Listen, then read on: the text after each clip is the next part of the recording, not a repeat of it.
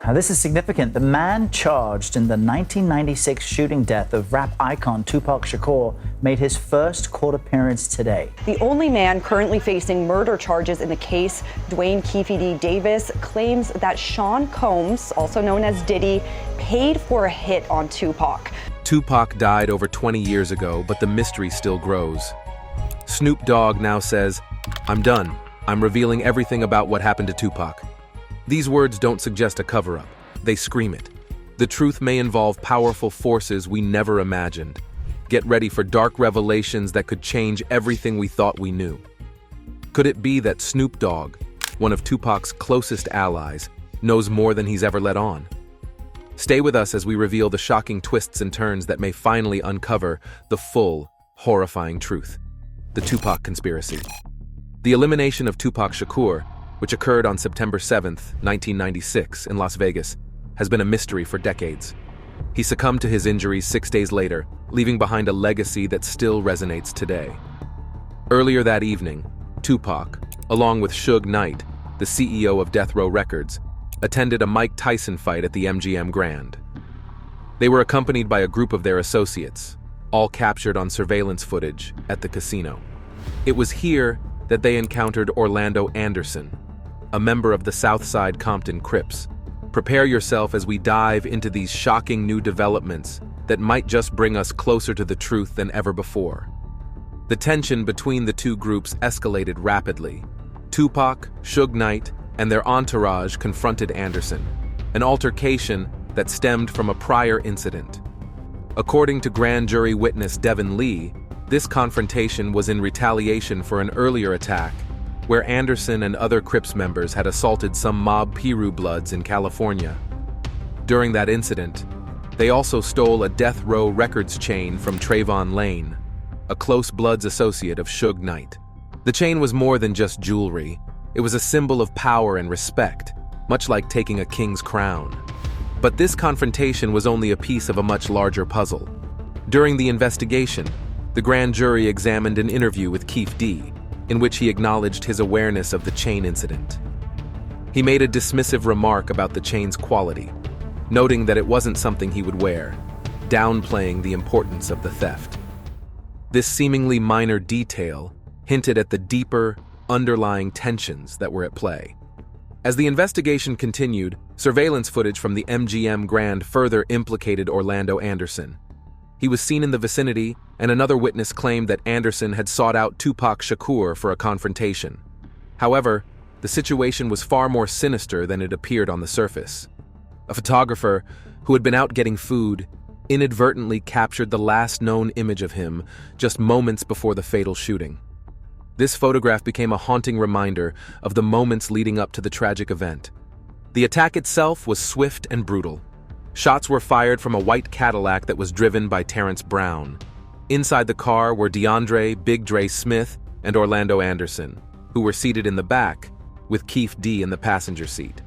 The investigation revealed that Keefe D was a prominent figure within the South Compton Crips, with deep connections in the world of drug trafficking and significant financial resources.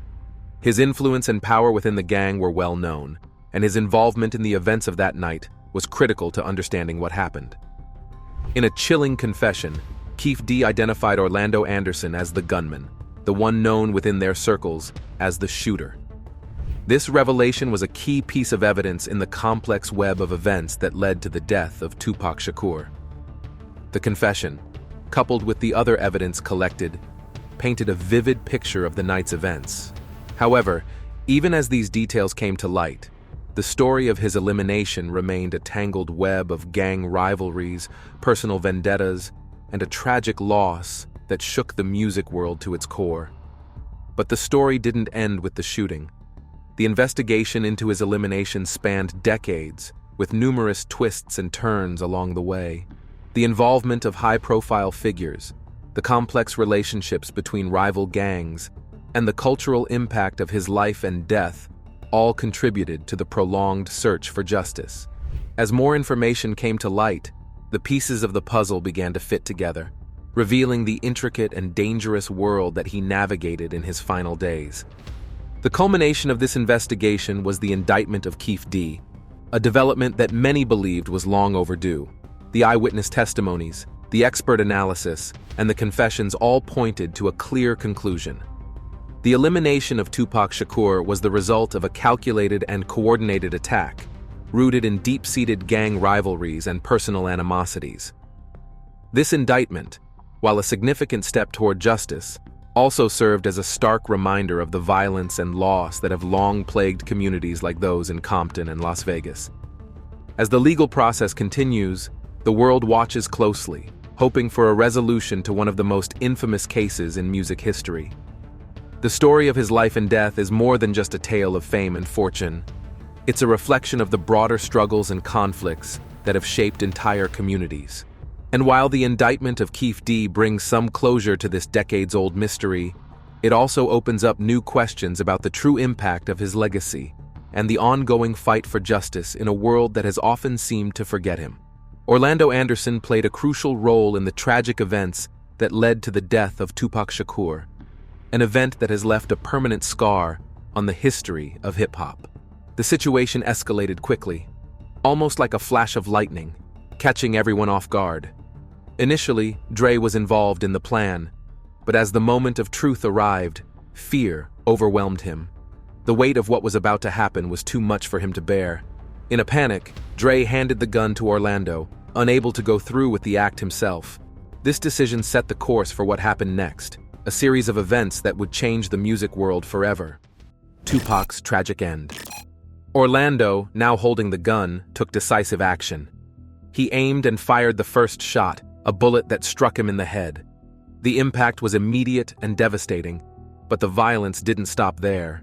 More shots followed in rapid succession, each one adding to the chaos and fear of the moment. Realizing the danger he was in, he instinctively tried to protect himself.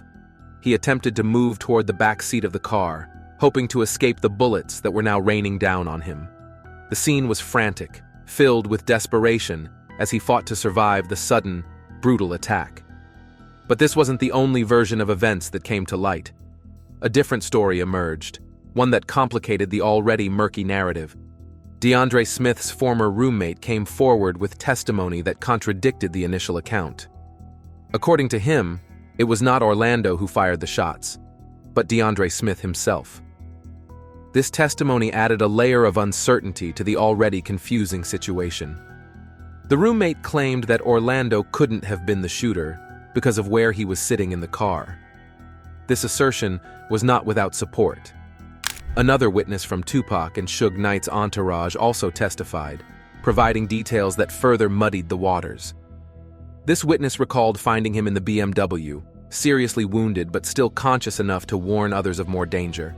In his state of shock and confusion, he even mistook the approaching police officers as potential threats, a sign of just how chaotic the situation had become. The crime scene itself told a story of violence and destruction. Photographs captured the aftermath, showing the BMW's passenger side riddled with bullet holes.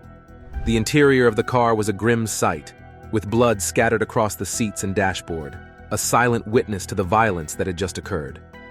Investigators combed through the scene, finding .40 caliber shell casings both inside the car and on the street. One bullet had shattered the windshield, indicating the close range at which the shots were fired.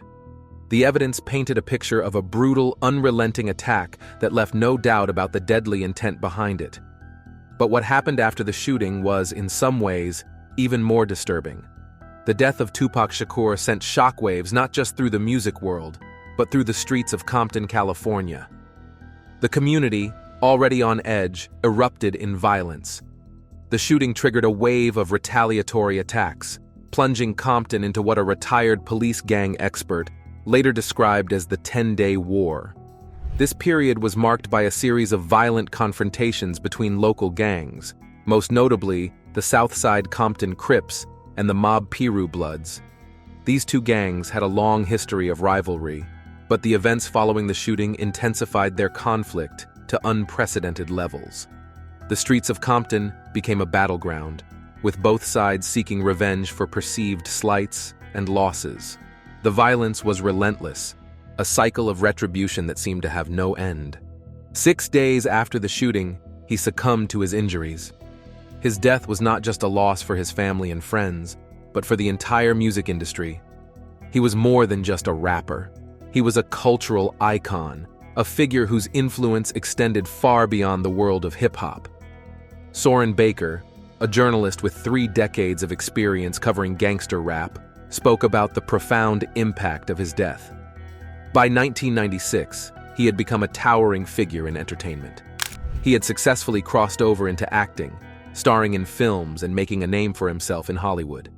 His music was a commercial juggernaut, with hits that resonated with fans around the world. He worked with some of the biggest names in the industry, including Dr. Dre and Snoop Dogg, solidifying his status as one of the most influential artists of his time. But even in death, his story didn't end. Almost immediately after his passing, rumors began to circulate that he might still be alive. The idea of him faking his death took on a life of its own, fueled by fans who couldn't accept that someone so vibrant and larger than life could be gone so suddenly.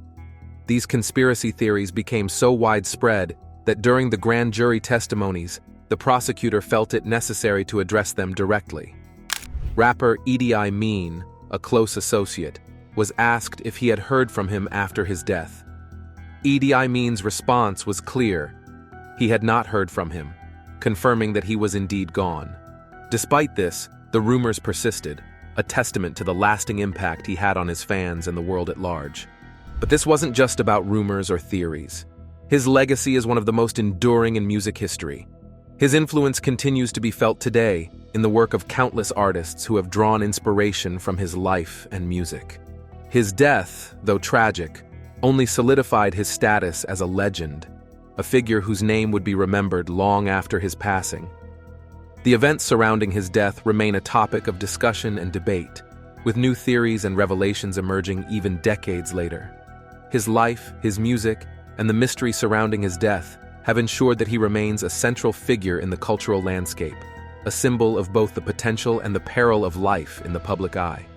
His story is a reminder of the highs and lows of fame, the dangers that come with it, and the lasting impact one person can have on the world. He was a larger-than-life figure, admired by countless fans around the world. His sudden death in 1996 sent shockwaves through the music industry and left many struggling to accept the reality that he was really gone. For his fans, it was almost impossible to believe that someone so vibrant and influential could be taken so abruptly. Even more difficult to comprehend was the idea that his death might have resulted from something as seemingly ordinary as gang violence, an unfortunate reality for many communities, but still shocking when it claimed the life of someone like him. This disbelief became the breeding ground for numerous conspiracy theories, with people speculating that there must have been something more sinister at play. Tupac's legacy and deep loss. Tupac's untimely demise did more than just shock his fans. It shone a harsh light on the pervasive issue of gang violence, particularly within his own community. His death wasn't just a personal loss for those who loved his music. It was a significant blow to a community already grappling with internal strife and violence. The fact that someone as talented and influential as he could fall victim to this kind of violence made his death even more tragic. It underscored the ongoing struggles faced by the African American community, where the cycle of violence often claimed the lives of young men long before their time. But this wasn't the only troubling aspect of his story. The tension between East Coast and West Coast hip-hop artists added another layer of complexity. This rivalry was personified by the well-known feud between Suge Knight's Death Row Records, representing the West Coast, and Sean Puffy Combs' Bad Boy Entertainment, representing the East Coast. The media often portrayed this as a bi-coastal war, suggesting that the entire hip-hop community was embroiled in a battle. However, the reality was more nuanced. It was a deeply personal and highly public conflict between these two specific record labels, which escalated to a dangerous level. The grand jury took a close look at the relationships and events leading up to Tupac's shooting. They heard testimonies that revealed connections between the Southside Compton Crips and Bad Boy Records. Key figures in this narrative included Keffe D and his nephew Orlando Anderson, who were identified as pivotal in managing relations between the Crips and Bad Boy Entertainment. There were also reports suggesting that Bad Boy had ties to another major gang, the Bloods, through Suge Knight's Death Row records. These connections painted a picture of a music industry entangled with gang affiliations, where business rivalries could quickly turn violent. But this wasn't the only source of tension. The atmosphere of distrust and animosity was further fueled by a series of confrontations between the two camps. One particularly infamous incident occurred when a member of Bad Boy Records brandished a weapon at Tupac during an award ceremony, a clear sign of the escalating hostility. Other incidents, such as the theft of a death row chain and a physical altercation at the MGM Grand, only added to the mounting tension. These events set the stage for the tragic night in Las Vegas in September 1996, when he was fatally shot, bringing the rivalry to a devastating climax. The story didn't end with his death. In the weeks and months that followed, investigations continued, and new details emerged that kept the case in the public eye. One of the most anticipated developments came when Wayne "Keffe" D. Davis was expected to face horrible charges in court. This legal battle was closely watched by those who sought some form of justice or closure after the loss of such a significant figure. For many, the court proceedings represented a chance to finally untangle the complex web of violence, rivalry, and tragedy that had cut short the life of a music legend, leaving behind a legacy forever intertwined with conflict and unresolved questions. But even with these legal developments, the pain of Tupac's loss and the questions surrounding his death lingered. The impact of his music, his message, and the circumstances of his passing continued to resonate with fans and observers alike, serving as a stark reminder of the dangers that lurked in the shadows of fame and success in the world of hip-hop. This story, full of twists and turns, highlighted not just the personal struggles of Tupac Shakur, but also the broader issues of violence and conflict that still affect communities today. And so, while the world waits for answers and for justice, his legacy remains as powerful as ever, a testament to a life that, despite its abrupt end, continues to inspire and provoke thought. If you found this exploration into Tupac's life and the complexities of gang violence and hip-hop thought-provoking, please like, subscribe, and leave your thoughts in the comments below. What do you think was the real motive behind Tupac's assassination?